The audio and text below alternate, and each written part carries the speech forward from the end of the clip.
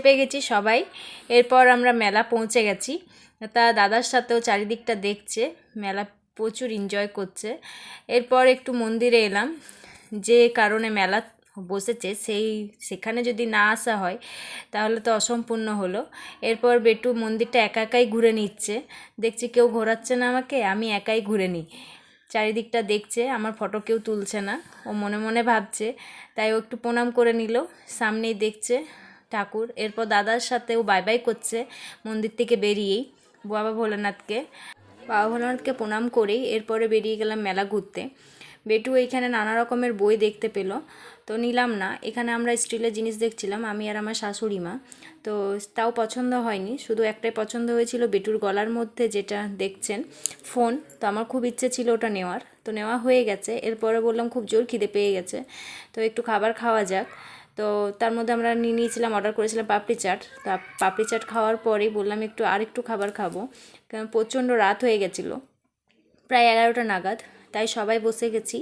এখানে বেটু তার ঠাম্মির সাথে প্রচুর গল্প, প্রচুর কথা শুনছে। তো তার মধ্যেও এগ চিকেন রোল প্রচণ্ড ভালোবাসে, তাই ও খেয়ে নিয়েছে। এগ চিকেন রোল খাওয়া হওয়ার পরে এরপর ও দাদার খুব ইচ্ছে গাড়িতে চাপাবো, ঘোড়ায় চাপাবো। তো মেলা মানেই তো এগুলো তো হবেই, আর জাম্পিং। তো বেটুর খুব ভয়ে ভয়ে ও চেপেছে। তো একটা টাইগার নিয়েছিল, সেই টাইগারটাকে কিছুতেই ছাড়েনি। তো টাইগারটাকে নিয়েই জাম্পিং করছে ও দাদার সাথে। ও দাদা ওকে ওঠাচ্ছে আর ও পড়ে যাচ্ছে, তো ওটাই ওর এনজয়। তো খুব ভালো লাগলো ওর খেলাটা দেখে। জাম্পিংটা হওয়ার পরে আমরা আগেই দেখালাম আচার দোকান।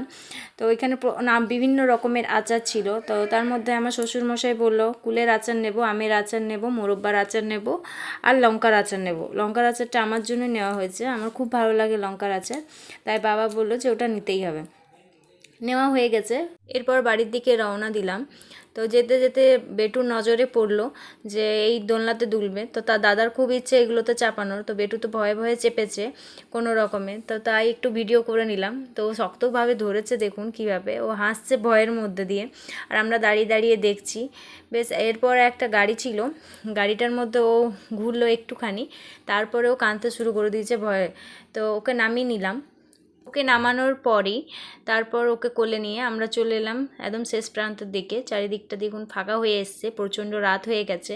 তো টোটোওয়ালাকে ফোন করা হয়ে গেছে, আমরা টোটো করে গেছিলাম যেহেতু, সে কারণে টোটোওয়ালা চলে এসছে। তো এখানেই আমি ব্লগটা শেষ করলাম। Bye bye. কেমন লেগেছে অবশ্যই জানাবেন কমেন্ট বক্সে আমার এই ব্লগটা।